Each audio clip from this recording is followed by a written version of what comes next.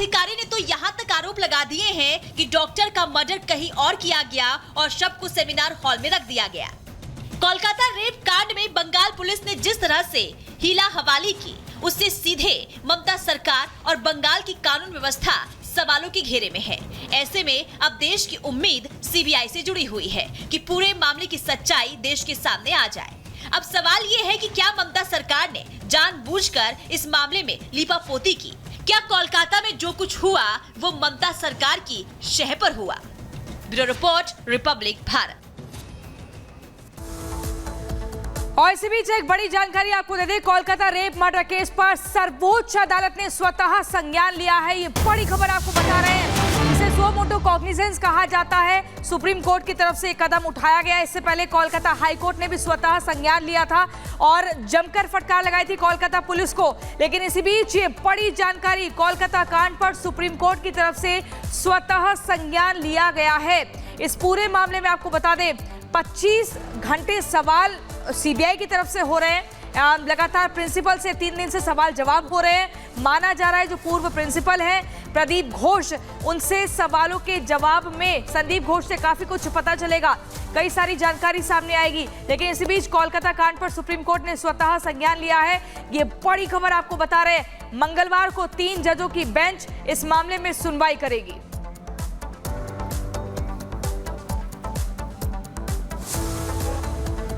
जो भी हाल फिलहाल में कलकत्ता में हमारी देश की बेटी के साथ जो हुआ वो बहुत गलत हुआ और उसको इंसाफ दिलाने के लिए मुझे लगता है हम सबको एकजुट होके सामने आना चाहिए और इसको कोई भी पॉलिटिकल मुद्दा नहीं बनाना चाहिए। मेरा सब उन अधिकारियों से, उन सब लोगों से एक विनती है कि जल्द से जल्द इस बच्ची को इंसाफ मिले, क्योंकि उसने तो अपनी जान दे दी। हम नहीं चाहते हैं कि आने वाले समय में कोई भी ऐसा काम हो जिसके कारण हमारा सर जो है वो शर्म से झुक जाए। हम एक ऐसे देश के नागरिक हैं जहां पे हम मिलजुल के रहते हैं, बट ऐसी घिनौनी हरकत का करने वालों को जरूर सजा मिलनी चाहिए। मैं ममता दीदी से, वहां के गवर्नर साहब से और भी बड़े अधिकारियों से, नरेंद्र मोदी साहब से, राष्ट्रपति जी से और जितने भी और देश के बड़े नेता हैं, सबको मैं यही कहना चाहता हूं कि ये वो समय है जब हम सबको इकट्ठा होके एक ऐसा असूल नियम बनाना चाहिए जहां पे आने वाले हर ऐसे समय में ऐसी घिनौनी हरकत करने वाले के जहन में ये चीज रहे कि अगर ऐसा वो सोचते भी हैं तो उसका अंजाम क्या होगा। चलिए अब बात करेंगे बरेली की। बरेली में किस तरीके से मंचलों को यूपी पुलिस सबक सिखा रही है, आपको दिखाएंगे।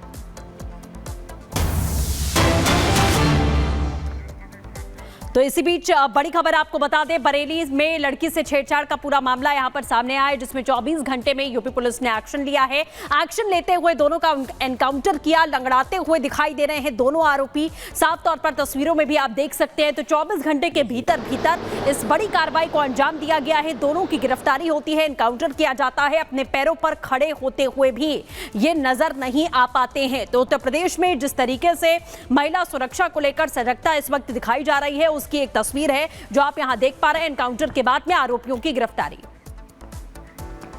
एक युवती के साथ छेड़खानी की घटना कारित हुई थी। घटना के उपरांत मुकदमा संख्या 434/24 BNS SC/ST act, POCSO act के अंतर्गत सुसंगत धाराओं में मुकदमा पंजीकृत किया गया था। इस मुकदमे में 2 अभियुक्तों को हिरासत में लेकर पूछताछ की गई। पूछताछ के दौरान इनके पास से अन्य अवैध असले की बात प्रकाश में आई थी। असले की बरामदगी के दौरान इनके द्वारा पुलिस बल पर फायरिंग की गई। पर्याप्त चेतावनी के उपरांत पुलिस बल द्वारा आत्मरक्षार्थ कंट्रोल्ड फायरिंग की गई, जिसमें आमिर पुत्र आसिफ व सलीम पुत्र वसीम निवासी कस्बा आंवला के घुटनों पर गोली लगी है। दोनों को उपचार हेतु अस्पताल भेजा गया है। महिला संबंधी अपराध करने वाले ऐसे अपराधियों के विरुद्ध बरेली पुलिस कठोरतम कार्रवाई सुनिश्चित करेगी एवं ऐसे केसेस में गुंडा एक्ट के अंतर्गत भी ऐसे अपराधियों के विरुद्ध कार्रवाई सुनिश्चित की जाएगी। और लखनऊ से हमारे साथ हमारे सहयोगी अजय दुबे जुड़ गए हैं। अजय, मुख्यमंत्री योगी आदित्यनाथ ने खुद कहा कि कोलकाता में जो होता है, पश्चिम बंगाल में जो होता है, यूपी में नहीं होता। यूपी में ऑन द स्पॉट इंसाफ मिलता है। बानगी हमने देख ली है, पूरा मामला क्या था? बिल्कुल, लॉ एंड ऑर्डर तो यूं भी जीरो टॉलरेंस है उत्तर प्रदेश में, और अगर मामला महिलाओं बच्चियों से जुड़ा हुआ है तो इस मामले में कोई चूक की संभावना दिखती नहीं है। कल के दिन गुंडई दिखाई दे रही थी, कल के दिन बांग्लादेश की बात कर रहे थे, फायरिंग करके डराने की कोशिश कर रहे थे, और आज ये जो 2 आरोपी हैं मुख्य, ये जमींदोज दिखाई दे रहे हैं, गोलियां पड़ी पैरों पर भागते समय लगी हैं, और इस दौरान पुलिस ने उन्हें गिरफ्तार किया हुआ है। कल जिस तरीके से धमकाने की प्रक्रिया, एक नाबालिग बच्ची थी उसको छेड़छाड़ करने की जो पूरी प्रक्रिया थी वो अंजाम दे रहे थे, और आज इकबाल जो है मुख्यमंत्री, क्योंकि इस पूरे मामले में बिल्कुल क्लियर है, अधिकारियों तक, ग्राउंड तक इस बारे में बड़ी थॉट ऑफ क्लैरिटी है कि इन ऐसे मामलों में एक्शन क्या देखने को मिलना है, और उसी की तस्वीर आज उत्तर प्रदेश के बरेली में भी देखने को मिली है। बिल्कुल, बहुत शुक्रिया हमारे साथ अजय, हमारे साथ जुड़ने के लिए। इसी बीच एक बड़ी जानकारी आपको दे दें, उत्तर प्रदेश में के बरेली में एक जगह पर एक युवक को मुस्लिम लड़की से प्रेम प्रसंग के चलते अपनी जिंदगी गंवानी पड़ गई। आखिर ये पूरा मामला क्या है, इस रिपोर्ट में देखिए।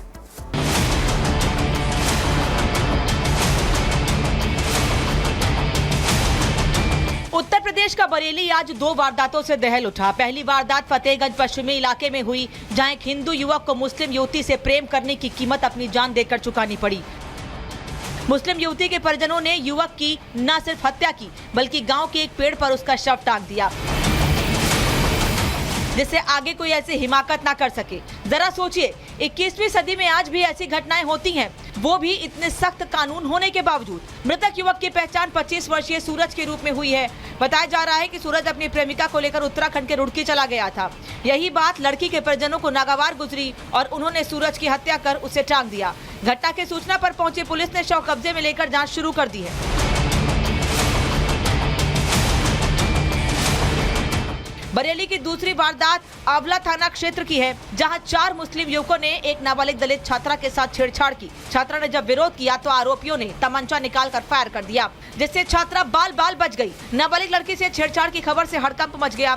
हिंदू संगठन और भीम आर्मी के लोगों ने पीड़ित परिवार की शिकायत दर्ज करवाई है। पुलिस ने गंभीर धाराओं में मामला दर्ज कर जाँच शुरू कर दी है।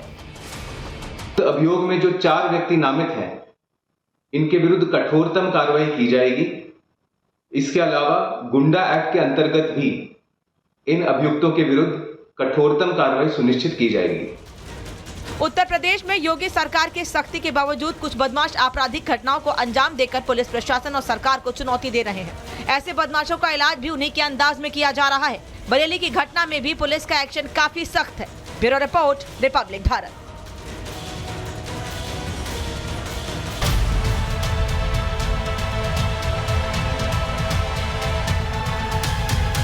हम जहाँ पर है वहीं पर है, और अपना निजी काम हमें भी किसी से मुलाकात नहीं हुआ। और इसी बीच एक और बड़ी खबर आपको बता दें, हेमंत सोरेन ने बीजेपी पर बड़ा हमला किया है और साफ तौर पर कहा है कि हमारे जो विरोधी हैं वो बीजेपी के साथ अब खड़े होते हुए दिखाई दे रहे हैं। चुनाव के वक्त हमारे विरोधी बीजेपी के साथ चले गए हैं, ये बड़ा आरोप उन्होंने लगाया और कहा कि पैसों के दम पर बीजेपी पार्टी तोड़ने की कोशिश कर रही है। इसे सीधे सीधे चंपई सोरेन से जोड़कर देखा जा रहा है। जिस तरीके से चंपई सोरेन का जो एक्स अकाउंट है वहां पर भी देखा गया कि कोई जिक्र जेएमएम का नहीं है, और जिस तरीके से बड़ा आरोप लगाते हुए हेमंत सोरेन नजर आए। ये लोग अब दूसरे राज्य से भी नेता लोग को बुला बुला करके यहाँ पर मंचों के माध्यम से, अखबारों के माध्यम से हमारी यहाँ पर एकता, अखंडता को तोड़ने में लगा है।